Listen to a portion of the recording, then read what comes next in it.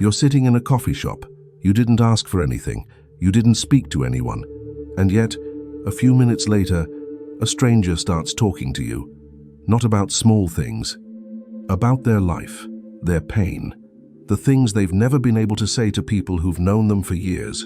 You listen, and somewhere deep down, you know this isn't the first time. The hairdresser who tells you about her divorce. The person sitting next to you on a plane who shares their deepest fears after 20 minutes. The coworker you barely know who, one evening, tells you things they've never told anyone. You've noticed this pattern for a long time, but you've never really known how to explain it. Maybe you've told yourself it's just coincidence, that you're simply in the right place at the right time, but deep down, you know that's not it. Because it happens too often, with too many different people, in too many different contexts to be random. Something else is going on, something you carry without realizing it, something others feel before you've even said a single word. What's unsettling isn't just that people open up to you, it's what they choose to share. These aren't light, casual stories, they're secrets. Pain they've been holding onto for a long time, truths they don't dare reveal to the people they love, out of fear of being judged or misunderstood.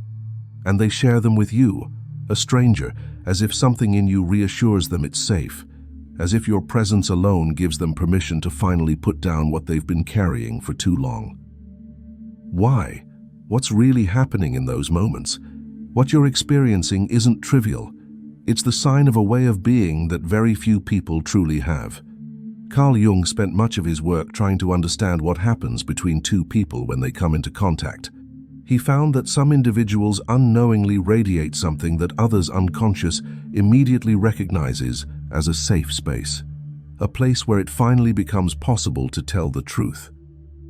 But this quality comes with a cost you already know well, the exhaustion of being the one who receives what others can't carry alone, the strange loneliness of being the one who listens to everyone, while no one really thinks to listen to you. In this video, you're going to understand why strangers choose you to unload what they can't say to the people close to them, what this phenomenon reveals about your deeper nature, and why what you've long seen as coincidence is actually one of the most powerful and heaviest to carry, signs of a rare sensitivity, one many admire, but very few truly understand. The quality no one can explain. There's something the people who open up to you wouldn't be able to explain if you asked them why they did it. They didn't know you. They had no particular reason to trust you. And yet, something opened, something that had nothing to do with what you said or even how you behaved. It was there before all of that. It was present before the conversation even began. And if you've never really known what to call this, it may be because what's happening here operates at a level most people were never taught to read. People don't open up to the nicest person in the room. They don't open up to the warmest or the most outgoing either. They open up to the person who doesn't judge. And those are two very different things. Kindness is visible. It's consciously perceived. It can be performed. It can even feel excessive or calculated. But the absence of judgment is something else entirely. It doesn't show itself. It's felt, and other people's unconscious picks up on it with a precision that logic can't reach. What many empaths don't realize is that this quality didn't develop by chance. It was shaped early on, often in environments where it was necessary to read others with accuracy, to anticipate tension before it surfaced, to understand what wasn't being said, to adapt to emotions no one expressed clearly. This process, repeated over years, shaped a very specific way of being. A presence that listens before speaking, that observes before reacting, that receives before judging. And that presence is something others unconsciously recognize as a space where something becomes possible. What this reveals about what you had to go through to develop it matters, and we'll come back to it, because it explains not only why you are the way you are, but also why this quality sometimes costs you far more than you let on. What we only say to a stranger. Think about the last time you kept something to yourself. Not because you forgot, but because there was no one you could truly say it to, not because you were alone, but because the people around you knew you too well for you to be completely honest with them. It's a paradox many people live with, without ever putting it into words. And it's exactly this paradox that explains why strangers talk. The people close to us know our story. They have an image of who we are. They expect certain things. And those expectations create, without anyone intending it, a space where some truths become impossible to say. Because saying them would mean risking disappointment, surprise, or changing something in a relationship that matters. A stranger, on the other hand, carries none of that. They have no expectations, no pre-existing image. There are no social consequences to anticipate. What you tell them disappears into the anonymity of the moment. And that lightness creates a kind of freedom that deep relationships almost never offer. But that freedom alone isn't enough to trigger confession. It only makes it possible. What actually sets it off is the meeting between that anonymity and a very specific quality in the person listening. When deep empathy combines with a complete absence of social consequences, something unusual happens. Words come out that the person themselves didn't even realize they were still carrying. Truths rise to the surface that years of silence had buried. This mechanism is almost always interpreted as simple social ease, but that's not what it is. And understanding the difference between those two interpretations completely changes how you see what's really happening when someone chooses you to open up to. What you do without realizing it.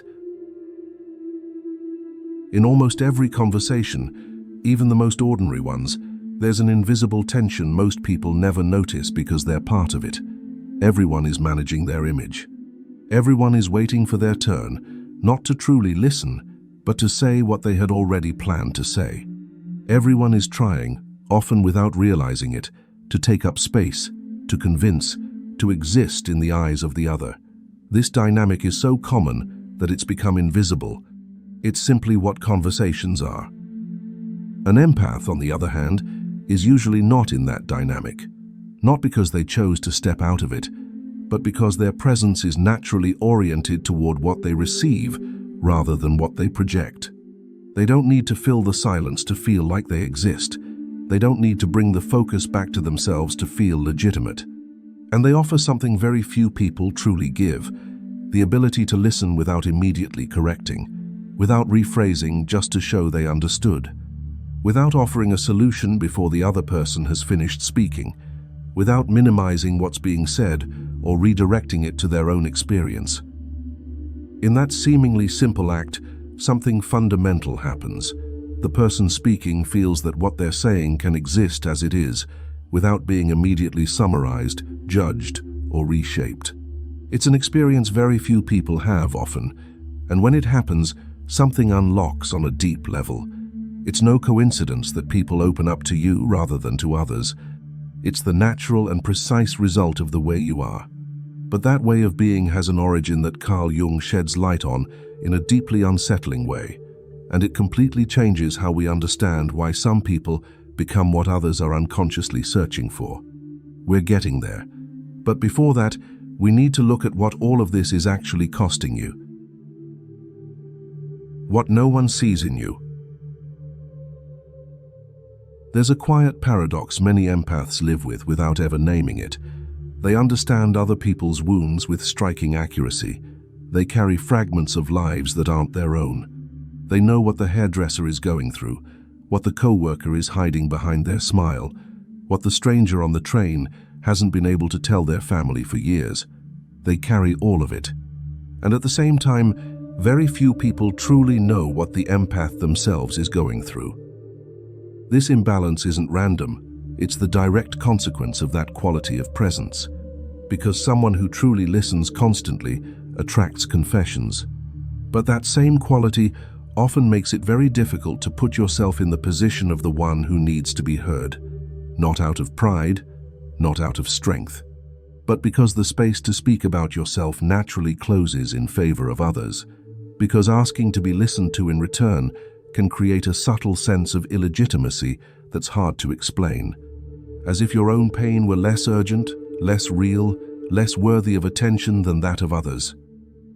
Over time, this pattern creates something heavy and hard to identify, a fatigue that isn't physical, an emotional saturation that can sometimes feel like indifference, but is actually a sign that your capacity to receive has reached its limit. Many empaths go through periods of social withdrawal that feel confusing even to them. They don't want to be alone, but they no longer have the energy to be with others. They withdraw not by choice, but out of a need for inner survival, and often they feel guilty for it. They wonder what's wrong with them, why they feel drained by relationships that are supposed to give them something. What this withdrawal really signals about the empath's inner balance is exactly what Carl Jung explored in his work on deep relational dynamics. And his interpretation of this phenomenon is nothing like what you usually hear about it. What Carl Jung understood about your presence. Carl Jung observed that human relationships aren't built only on what people consciously say to each other. They're built on what their unconscious minds are constantly exchanging without anyone truly realizing it. And within that invisible exchange, some people occupy a very specific position, not because they chose it, but because their inner structure allows them to do something most people can't offer. They can receive another person's truth without distorting it, without judging it, without being afraid of it. And other people's unconscious recognizes that capacity before the mind even has time to step in. Carl Jung described certain individuals as psychological containers, inner spaces where others can place what they can't carry on their own. This isn't a poetic metaphor. It's a precise description of something observable in human relationships. The unconscious is constantly searching for places where it can unload what it's been holding: unspoken tension, repressed truths, emotions that were never given permission to exist. And when it senses such a space, it moves toward it with an urgency the person themselves doesn't always understand. That's why people sometimes open up to you without you doing anything to make it happen. You didn't open the door. Their unconscious recognized something it had been looking for a long time. But what Carl Jung also highlighted, and this may be the most important part of what we're exploring here, is that this ability almost never develops in a life without friction. It takes root in stories where, very early on, you had to learn to contain your own emotions in order to stay available to others, where you had to read the room before stepping into it, where other people's instability shaped, within you, a kind of inner sensitivity with rare precision. This isn't a gift that just fell from the sky. It's an emotional intelligence built through difficulty, often at the cost of gradually losing yourself along the way. Understanding this origin completely changes how you see this quality. It stops looking like a pleasant personality trait or just a social skill. It becomes the visible sign of a very specific inner journey. And recognizing that changes something deep in how you relate to yourself, not just in how you understand why strangers choose you, but in how you can finally choose too, what you decide to carry and what you're allowed to put down. There's something people rarely understand right away, not because it's hard to grasp, but because it takes time to see it for what it truly is, without coloring it with shame or pride. For a long time, many empaths experience this quality as something obvious they never chose, something that's simply there, that has always been there, and they're not quite sure what to do with it. What this quality changes at a deep level isn't how you behave with others. It's how you perceive what's happening between people. You see things most don't see. You carry truths others have placed on you without even realizing it. And that perception creates a kind of solitude that's hard to put into words. Not the loneliness of lacking connection, but the kind that comes from seeing too clearly what those connections really contain. That silence you know so well, those moments when you choose not to say everything, not to show everything, might not be withdrawal. It might simply be the shape your presence takes when it's at its most aligned. Can you remember a specific moment when someone chose you to open up and you didn't understand why? And has anyone ever offered you that same space in return? Write it in the comments.